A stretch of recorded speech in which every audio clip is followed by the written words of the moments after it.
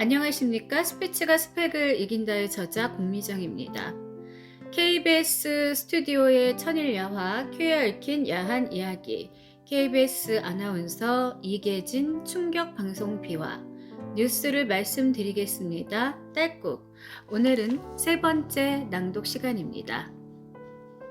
난 참 바보처럼 살았군요. 필자는 속기를 배운 적이 없다.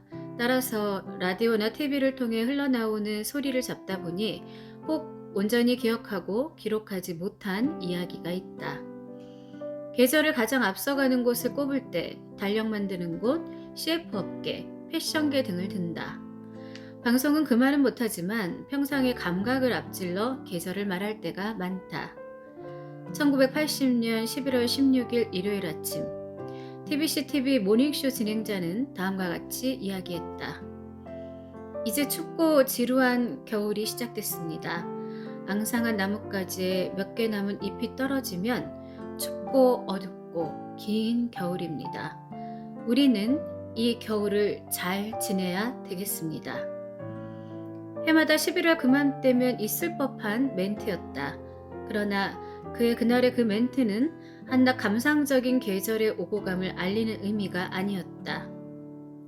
그 겨울은 시련의 시대를 암시하는 의미였음을 우리는 너무나 잘 알고 있었다. 방송가의 분위기는 암울했다. TBC 라디오 모닝쇼의 뉴스 전망대 진행자는 다음과 같이 말했다. 이제 촛불이 서서히 꺼져가고 있습니다. 역시 한 시대의 종언을 알리는 비장한 암시의 멘트였다. 1980년 11월 16일의 아침에는 도하의 조간신문에도 언론사 통폐합 소식이 톱뉴스였다.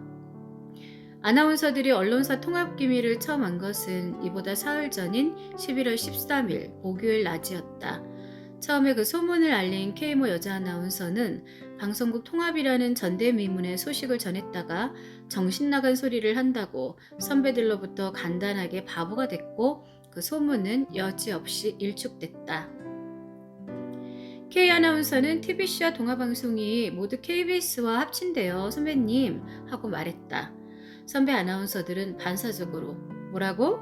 그럴 리가 하면서 K 아나운서의 말을 일축했다.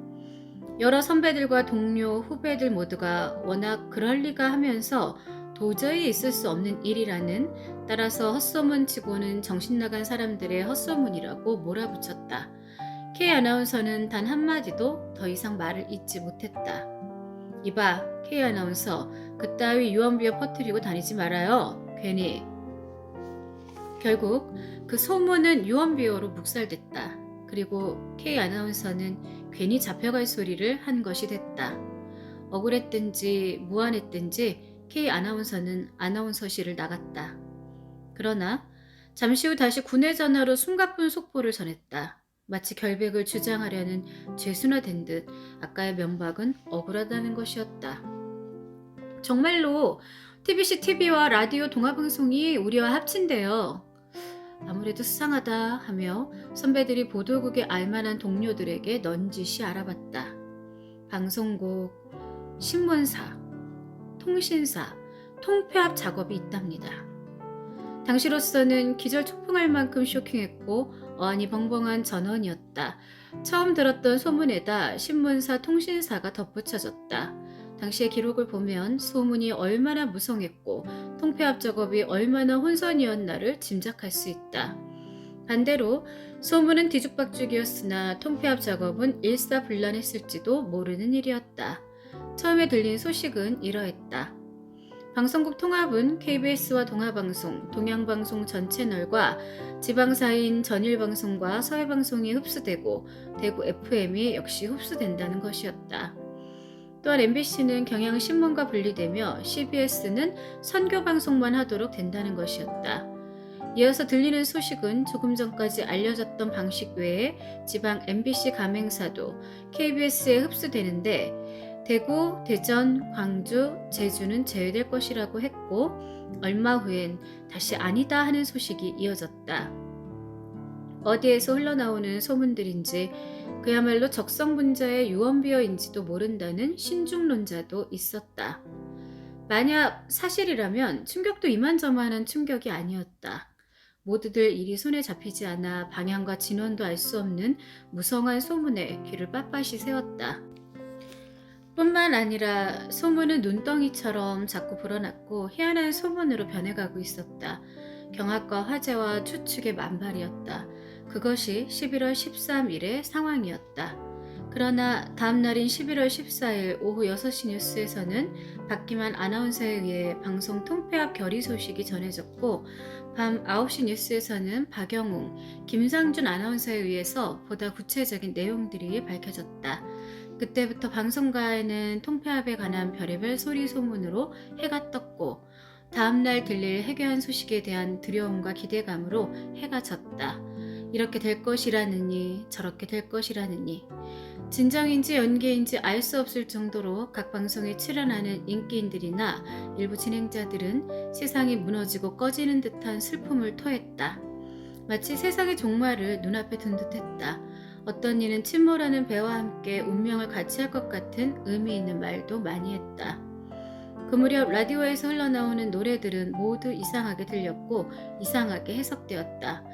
모두 여느 때 듣던 노래였는데도 새롭게 들렸다. 제목은 무엇인가 암시해주는 듯 했고 가사마저 부분적으로 시국을 비아냥거리고 있는 듯이 들렸다.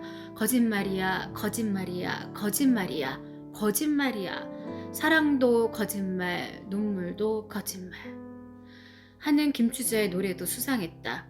다 그런 거지 뭐 그런 거야. 그러길래 미안해. 다 그런 거지 뭐 그런 거야. 하던 윤한기의 노래도 이상하게 들렸다. 당신은 무슨 일로 그리합니까? 하는 노래도 누구 들으라고 하는 소리로만 들렸다. 밤안개가 가득히 내리는 밤거리 하던 현미의 밤안개는 안개정국의 어려움을 노래한 듯 했다. 이제 와서 붙잡아도 소용없는 일인데 하던 문주란의 허스키 소리도 가슴을 답답하게 했다. 호수의 백조처럼 네가 가는데 진종일 비가 내린다 하던 노래도 그랬다. 망하는 방송국의 주제가 같았다. 앞권은 이종용의 노래였다. 난 참 바보처럼 살았군요. 난 참 바보처럼 살았군요. 모두를 위한 노래였다. 그뿐이 아니었다. 외국 유행곡도 이상하게 들렸다. 안개 낀 밤의 데이트도 이상하게 들렸고 험한 세상의 다리가 되어도 그대로 들리지 않았다. 어떤 진행자는 방송 도중에 꺼이꺼이 울먹이기도 했다. 방송 종료 예정일이 가까워질수록 더욱 그랬다. 상부에서 이런 상황을 그냥 두고 볼 리가 없었다. 자율적 결의에 의한 통폐합이라는 발표와는 사뭇 다르게 방송을 통하여 묘하게 들려오는 한간의 느낌에 사람들은 민감해질 수밖에 없기 때문이다. 여의도에서 듣기로는 슬픈 음악 틀지 말고 비탄에 젖은 분위기로 방송하지 말고 오해받을 말 하지 말고 방송 멘트로 비아냥거리지 말라는 정갈이 상부에서 내려졌다는 소문도 있었다. 그러나 마지막 가는 마당에 요리조리 기술껏 희한한 멘트와 가요를 연관지어 시국의 바위를 향해 계란을 던지고 있었다. 종로 5가에서도 광화문 통에서도 서소문 통에서도 똑같은 숨소리가 들려오던 때였다. 여의도는 어떠했는가? 어쩌다가 흡수의 주체가 된 KBS는 마치 무슨 중재라도 진 듯 눈치 보고 말 조심하고 바보가 돼야 했다. 방송의 일선에 선 아나운서들은 더욱 어려웠다. 무엇보다 표정 짓기가 어려웠다. 같이 슬퍼할 것인지 흡수의 주체가 됐다고 미소를 지어야 할 것인지. 그러던 11월 25일 낮 11시 30분 CBS는 마지막 낮뉴스를 흐느낌 속에 방송했다. 김영길, 장미영 두 아나운서였다. 기독교 방송 CBS는 800만 기독교인의 신앙과 양심에 부응하고자 이제 하나님의 복된 말씀과 소식을 전하기 위한 순수 복음 방송에만 전념하고자 합니다. KBS 아나운서실에도 CBS의 낮뉴스는 흐느끼고 있었다. 앞으로도 변함없이 저희 기독교 방송을 아껴주시고 배전의 성원을 부탁드립니다. 여러분 가정에 하나님의 은총이 함께 하시기를 기원합니다.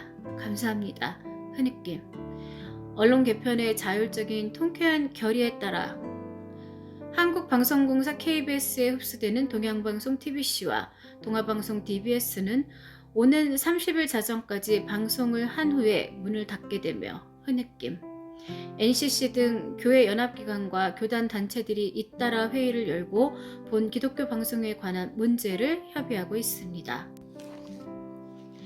이어서 몇 건의 수도권 소식을 전한 뒤에 CBS 뉴스를 회고하고는 울먹이면서 한서린 목소리로 뉴스는 계속됐다.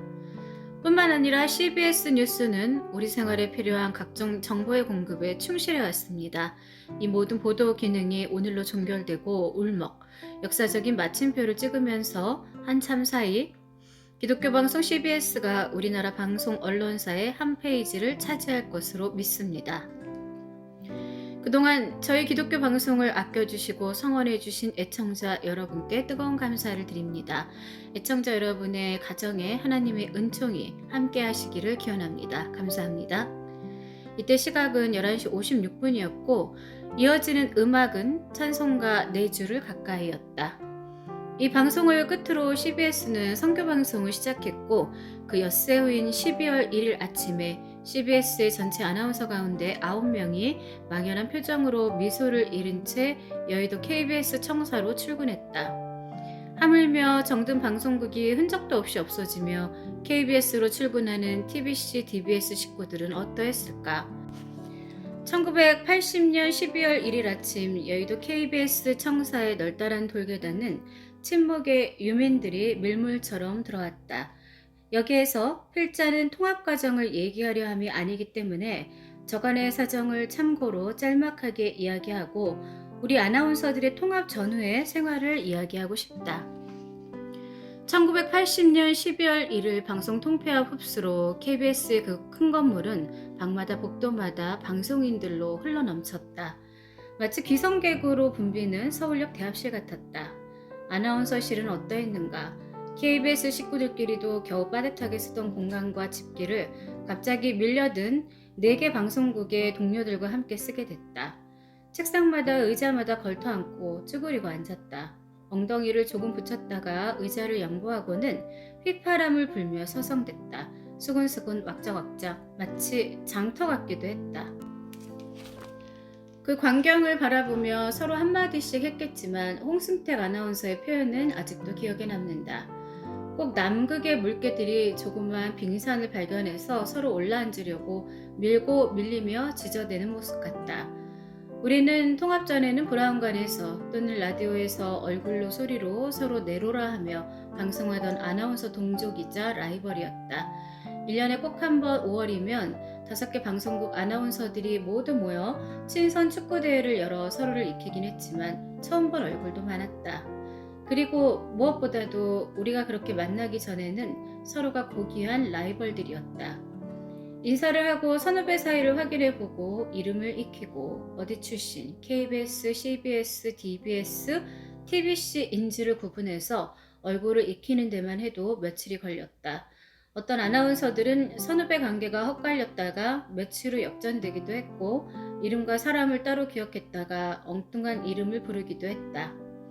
전화가 걸려왔을 때가 가장 곤란했다. 인사를 잘해두고도 바로 앞에 앉아있는 당사자를 몰라보고 아무개 아나운서 전화 왔어요를 외치면 얼마나 망신스러운가. 그래서 낸 꾀가 네? 비모 아나운서요? 하면서 전화 상태를 핑계 삼아 은근히 소리를 지르면 주인공이 달려드는 시기 유행했다. 물론 고참 선배들이나 낯익은 얼굴들은 제외였다. 방송 통폐합의 와중이지만 우리의 업무인 방송이 어디 하루인들 쉴 수가 있을까? 혼란 속에서 업무는 계속됐다. 스튜디오는 임시로 뚝딱뚝딱 만들어 큰 소리 치면 옆으로 소리가 셀 정도의 칸막이를 쭉 해놓고 제1라디오니 제2라디오니 라디오 서울이니 제1FM이라느니 제2FM이라느니 제1TV라느니 제2TV라느니 하며 구분을 지어가며 방송을 했다. 여기에서 골탕을 먹는 것은 자연 아나운서들이었다. 사방을 둘러봐도 똑같은 벽, 똑같은 바닥, 하나 같은 천정, 하나 같은 마이크에 규격이 같은 스튜디오인데 한참 방송을 하다가 갑자기 국명고지를 하려면 암울함을 하기 일쑤였다. 그뿐인가? KBS 뉴스를 말씀드린다고 해놓고는 뉴스를 다 한 후에 친정에서 하던 습관대로 뉴스를 마칩니다. 지금 시각 땡땡시 땡땡분입니다. DBS 또는 이상으로 TBC 땡시 뉴스를 마칩니다. 라고 하곤 했다. 급히 스튜디오로 뛰어가야 하는 동시다발형의 콜사인이나 뉴스 시간에 한 스튜디오에 2명의 아나운서가 들이닥쳐서는 서로 당신이 잘못 찾아온 것 아니냐며 당황해하던 모습들은 한 시대의 슬픈 코미디였다. 거대한 건물에 마구 구획 지어놓은 작업 공간, 3층, 4층, 5층에 산재한 스튜디오를 찾아서 이리 뛰고 저리 뛰다가 계단에 넘어져 정갱이를 깨기 일쑤였고, 스튜디오를 찾아 헤매다가 방송 시간을 놓친 예도 수차 있었다. 이 모든 것이 누구의 잘못이었는지. 우리는 자연 술을 많이 마셨다. 인사 나누기 위해 술, 돌아가며 한 잔 사느라고 술, 속상해서 술, 선배 노릇하느라고 술, 낮에 근무 중에 죄송했다고 술, 온통 술 먹을 이유뿐이었다. 그때 민방에서 온 엘모 아나운서의 명언이 있었다. 4대 불가사의론이다. KBS 아나운서들은 그 봉급으로 어떻게 살아왔고, 그 봉급으로 어떻게 술을 마셨으며, 그렇게 마시고 어떻게 살아남았으며, 그렇게 마셔대고 어떻게 방송을 했는지 모르겠다. 물론 통합 전에 우리 생활을 못 보고 한 말이다. 이슬 먹고 살아왔던 우리들, 술 마실 돈은 부족했지만 술 마시지 않고는 못 베길 일은 항상 있었다. 설상가상으로 1980년 7월 18일에 무덥고 지루한 여름임에도 불구하고 방송국에는 냉랭한 공기가 감돌았다. 우울한 마음들이 교차되는 비오는 날의 토요일 오후, 그저 상부라고만 들려오는 곳을 중심으로 한 공무원 숙정 작업에 이어 정부 투자기관, 국영기업체로 이어진 숙정 작업이 절정에 달했을 무렵이다. KBS에는 일괄 사직서 제출 지시가 있었다. 경력 10년 이상에 해당되는 17호봉 이상자가 대상자였다. 개중에는 밤샘 근무를 마치고 집에 돌아가 고난잠에 빠져 있다가 사직서를 써가지고 내일 아침에 출근하라는 전갈에 가슴이 무너져 내린 아나운서도 있었다. 17호봉이 된 지 17일만 7월 1일 승급에 재수없이 사표를 쓰게 된 기구한 운명의 아나운서도 있었다. 여기에 그날 제출됐던 사직서 중에 하나를 해설과 함께 옮겨 써본다. 사직서. 소속 편성국 아나운서실. 직위 18호봉 아나운서. 아나운서를 강조하면 혹시 봐줄지도 모른다는 심리적 비굴함으로. 성명 임땡땡. 총 16명 해당. 소직은 1980년 7월 19일부로 사직서를 제출합니다. 일신상의 이유 등 구체적인 사직 이유는 절대로 안 썼다. 혹시 남다르게 썼다가 정말로 수리될까봐. 1980년 7월 19일 임땡땡인. 한국방송공사 사장 귀하. 귀하가 제일 중요했다. 귀하를 빼먹었다가 불손죄로 걸릴까봐 허겁지겁 다시 쓴 사람도 있었다. 그러나 분위기는 다분히 비아냥거림 투성이었다. 본인은 노부모를 모시고 있습니다 라고 쓰자는 비아냥도 있었다. 생각하면 참으로 어처구니 없는 일이었다. 수백 대 1의 경쟁을 뚫고 자기 좋아 택한 자기의 천직 아나운서를 간단한 상부의 지시 한마디에 본인 스스로 결정하여 제출하는 것처럼 제 손으로 사직서를 쓰다니. 수리의 여부를 모르기 때문에 가족들에게도 이야기하지 못하고 있다가 결국은 대부분 반려의 형식으로 은혜를 입었지만 전직 아나운서로 타 부서에서 근무하던 몇몇 선배들이 맥없이 슬픈 일을 당했다. 결코 아니겠지만 혹시 약한 아나운서였기 때문이 아니었을까?